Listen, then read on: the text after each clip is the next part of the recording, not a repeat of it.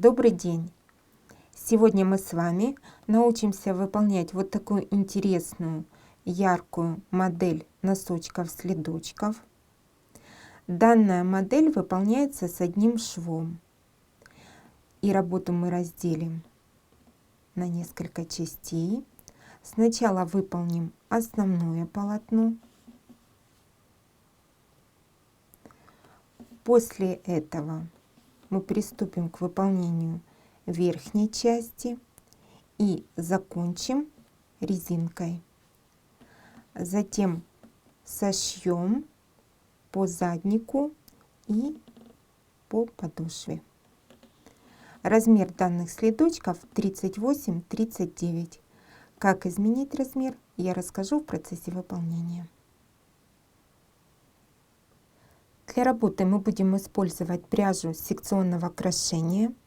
Также нам понадобятся спицы, сантиметровая лента, маркеры, ножницы и иголочка. Приступаем к выполнению. Классическим набором на 2 спицы набираем 66 петель. 2, 3, 4, 5, 6, 7, 8, 9, 10. Итак, набираем все петли. Набрали 66 петель, и сначала мы будем выполнять ряды изнаночной глади.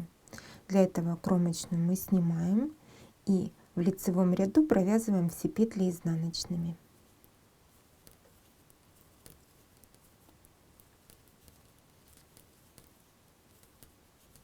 Так мы выполняем до конца ряда.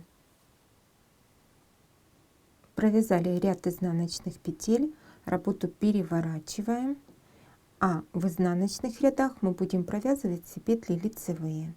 Сейчас кромочную снимаем и провязываем ряд лицевых петель. Так до конца ряда. Мы выполнили 2 ряда изнаночной глади и дальше приступаем к вывязыванию рядов с равномерными прибавлениями. И вязать мы будем так. Сейчас кромочную петлю снимаем, провязываем 1 изнаночная. Затем необходимо сделать прибавление. Рабочая ниточка перед работой. Правую спицу завожу под петлю предыдущего ряда. Захватываю рабочую ниточку и вытягиваю петлю. Прибавление. Затем мы провязываем 30 петель, 30 изнаночных. 1, 2, 3, 4, 5. Итак, провязываем 30 петель. Я провязала 30 изнаночных. Теперь снова прибавление. Точно так же рабочая ниточка перед работой. Завожу правую спицу под петлю предыдущего ряда и делаю прибавление. Такой способ использую для того, чтобы не было дырочек. Прибавили 1 петлю. Дальше 2 изнаночные. Снова прибавление.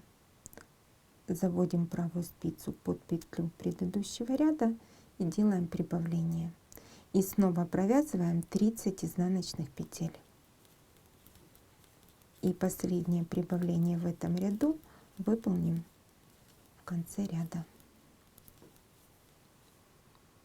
Провязали еще 30 изнаночных и делаем последнее прибавление. Вот остается 1 петля и кромочная. Переносим рабочую ниточку. Точно так же заводим правую спицу, захватываем рабочую ниточку, прибавление. Затем 1 изнаночная и кромочная изнаночной петлей. Провязали 3-й ряд изнаночной глади с прибавлениями уже. В 4-м ряду все петли лицевые. Мы провязали 4 ряда изнаночной глади. Следующих 4 ряда выполним лицевой гладью. При этом будем вязать ряды с прибавлениями. Сейчас кромочную снимаю, провязываю 1 лицевую. Затем выполняем прибавление. Заводим правую спицу вот так, захватываем рабочую ниточку, и вытягиваем петлю. То есть лицевую петлю мы добавили из петли предыдущего ряда. Затем выполняем 32 лицевые петли. 1, 2, 3, 4, 5, 6, 7, 8, 9, 10. Провязываем 32 петли. Провязала я 32 лицевые петли. Теперь снова прибавление. Завожу правую спицу в петлю предыдущего ряда с лицевой стороны, захватываю рабочую ниточку, добавление, затем 2 лицевые и снова прибавляем 1 петлю. Точно так же заводим спицу в петлю предыдущего ряда, прибавление. Затем снова 32 лицевые. 1, 2, 3, 4, 5. Мы провязываем 32 петли и последнее прибавление в конце ряда. Я провязала еще 32 лицевые петли и теперь выполняем последнее прибавление. Остается 1 петля перед кромочной. В петлю предыдущего ряда точно так же, как и ранее, завожу спицу и выполняю добавление 1 петли. И теперь 1 лицевая и кромочная изнаночной. Мы провязали первый ряд лицевой глади, во втором ряду все петли изнаночные. Сейчас мы будем провязывать третий ряд лицевой глади, и в нем мы также делаем равномерное прибавление.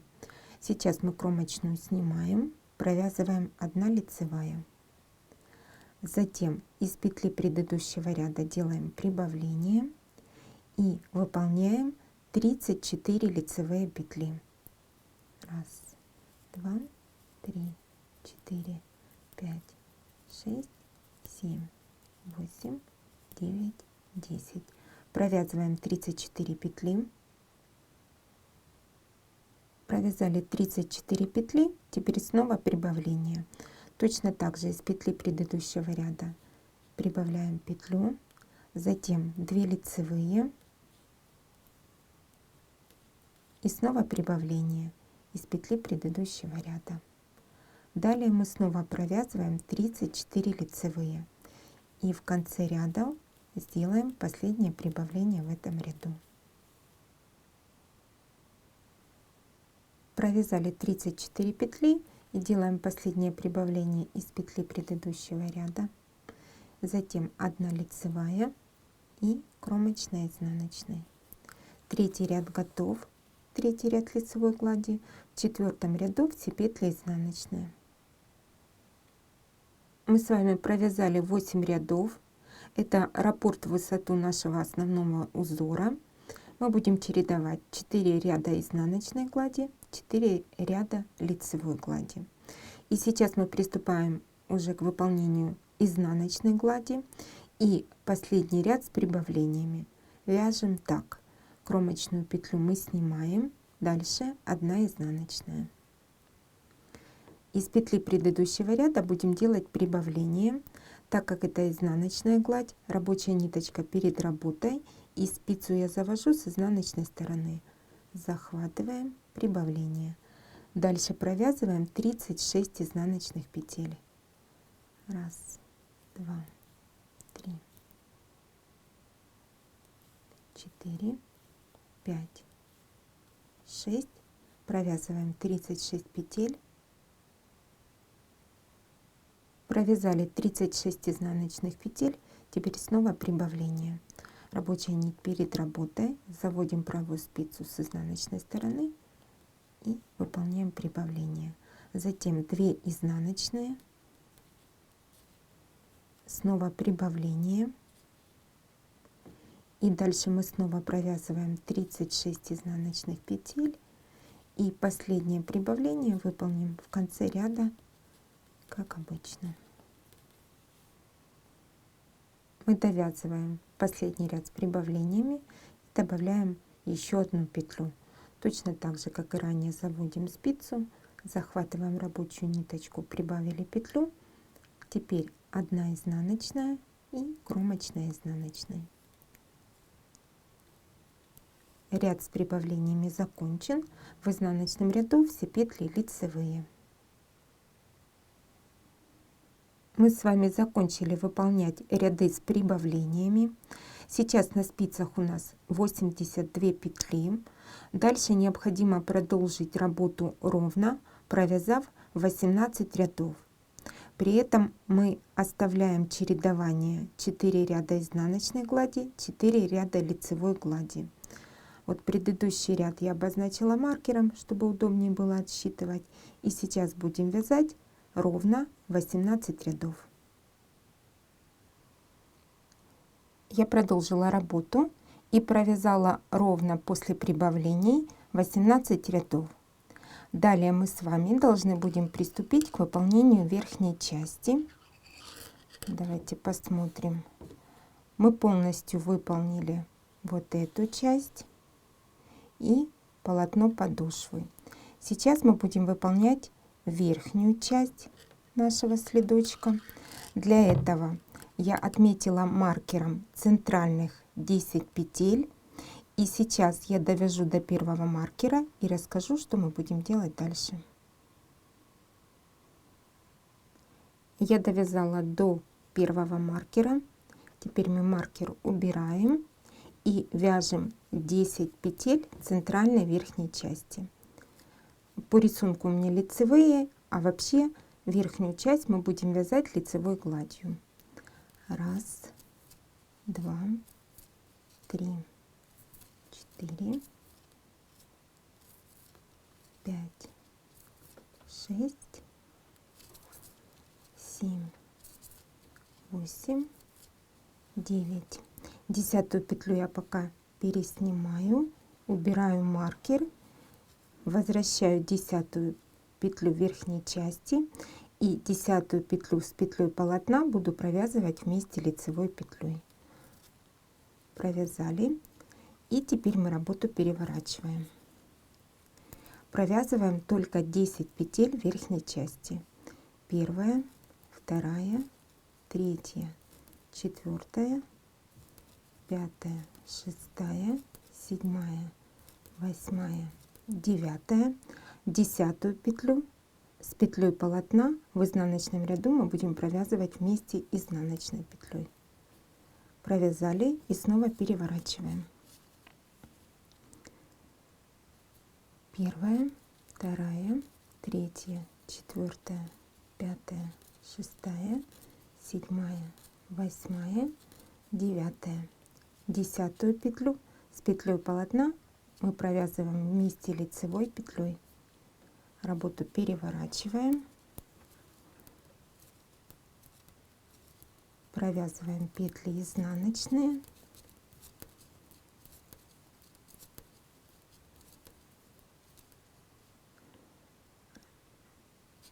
9, 10-ю петлю с петлей полотна в изнаночном ряду вяжем вместе изнаночной петлей. Снова поворачиваем. Давайте еще раз повторим наши действия. Кромочную снимаем 1, 2, 3, 4, 5, 6, 7, 8, 9. 10-ю петлю вместе с петлей полотна мы провязываем вместе лицевой петлей. Работу переворачиваем, кромочную снимаем, вяжем изнаночные петли.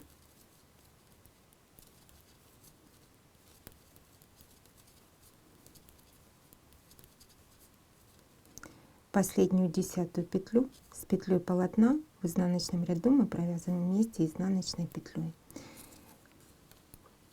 Итак, нам с вами необходимо будет вязать, пока с двух сторон от центральных 10 петель не останется по 18 петель. То есть всего на спицах должно остаться 46 петель.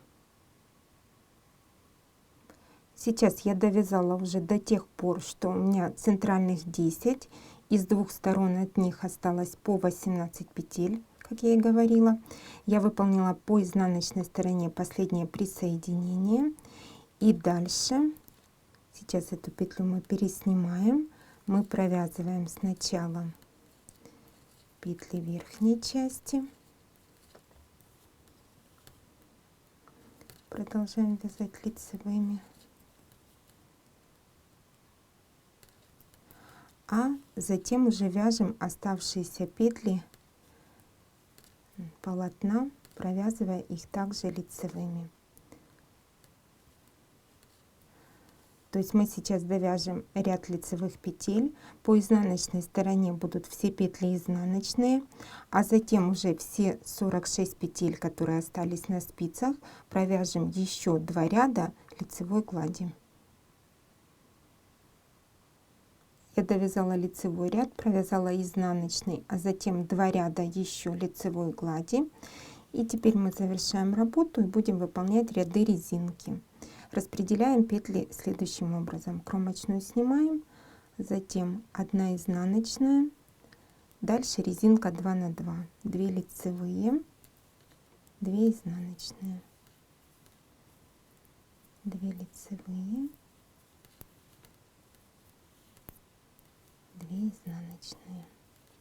И так мы будем чередовать 2 лицевые, 2 изнаночные до конца ряда.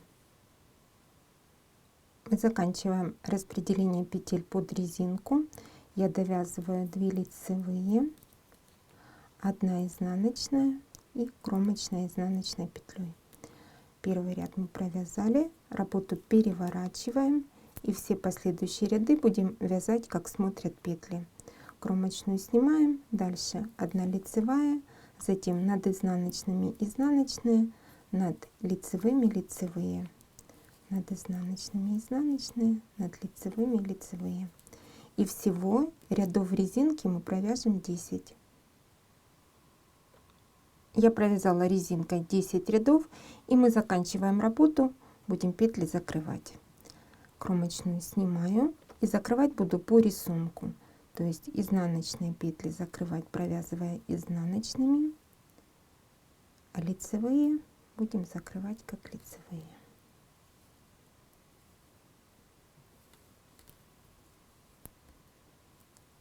Две изнаночные,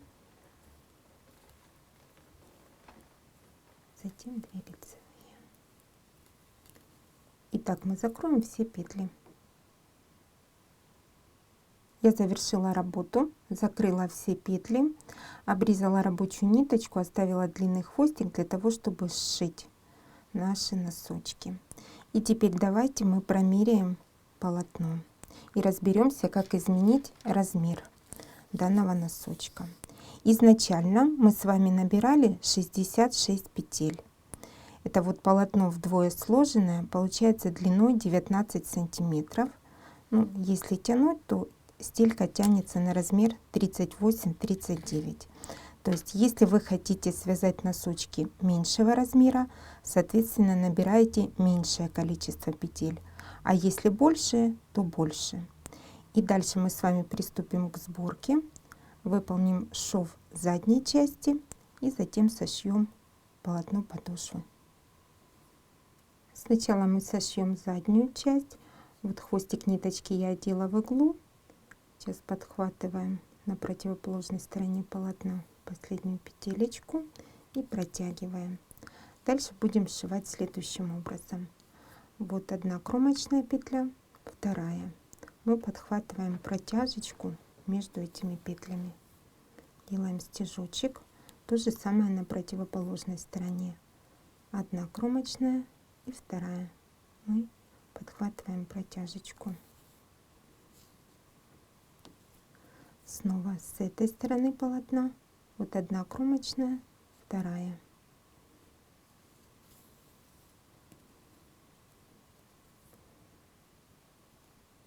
То же самое на противоположной стороне. Снова 1 кромочная, 2.